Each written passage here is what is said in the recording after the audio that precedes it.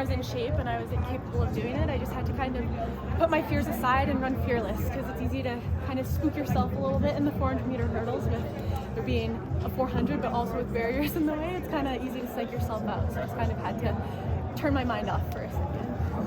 As you reflect on, I know it just happened, but did it seem almost flawless to you?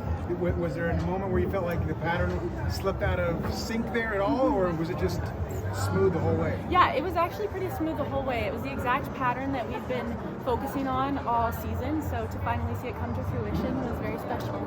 How does it feel to break a record, a collegiate record that was held by Sydney and McLaughlin-Levrone's? Yeah, like I said, I grew up looking up to Sydney, and so I was able to meet her this summer running in the Olympic final, and so it kind of felt full circle for me for a bit, yeah. Savannah, to that point, I remember I asked you, even after the runner-up performance behind Jasmine, but with the time, I said, like, is this like the intel that you needed to say, like, I'm not only going to be in the Olympic final, but I'm going to be a force. So I will now revise the question to say, when we see that time, not only Lord willing, health providing in the world final, but medal contender? Yeah, I don't want to get ahead of myself, but definitely not going to put a cap on it. Definitely not going to put a ceiling over myself. But like we talked about the other day, like just in terms of the build-up, right? I mean, like you have a really good quality amount of time, like just to even continue to sharpen and stuff like that. Yeah. Even after such a brilliant performance like that, is that almost, you know, something to be as equally excited about, the fact that like there's still a lot of time to get that much better before Japan? Yes, that definitely is exciting. It's almost as if we have a whole nother season coming up, because we got 3 more months. So we're going to take some time off to decompress and kind of soak it all in, and then get right back to it for the next season, I guess you could call it. But how do you, just at the point you are in your life, not even as an athlete, like how do you appreciate this moment versus 2023? Yeah, this is really special, of course, because that was my last race as a Michigan Wolverine. So I put my jersey on this morning, and I told my coach this is the last time I put this uniform on. So I just wanted to do it justice.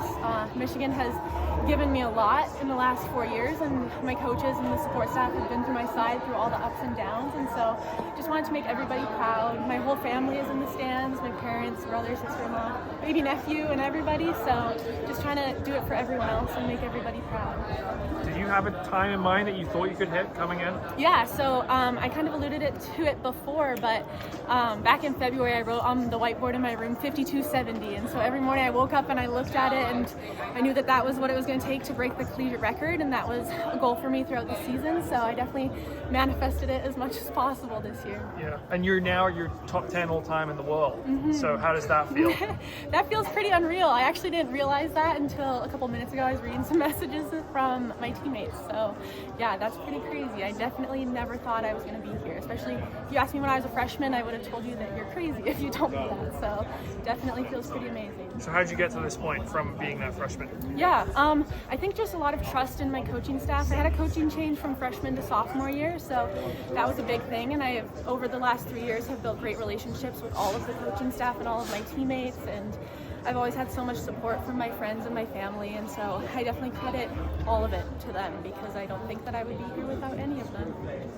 Savannah, I mean, like Doug said, like pretty darn flawless over the Bears. I'm sure you'll go back and look at the video, and you are as, you know, as real a critic as anyone in finding those things. But like just all those opportunities that you've had, indoor and outdoor, on flat 400s and stuff like that, like just what is that level of confidence and belief now in between the barriers at this point in your career? Yeah, it definitely means a lot. You know, I knew going in that on paper I had the fastest flat 400 time out of all the girls, and so knowing that and knowing that all I have to really clean up is the barriers in between was definitely a huge confidence booster, because I can handle myself in between the hurdles as long as I get over them cleanly.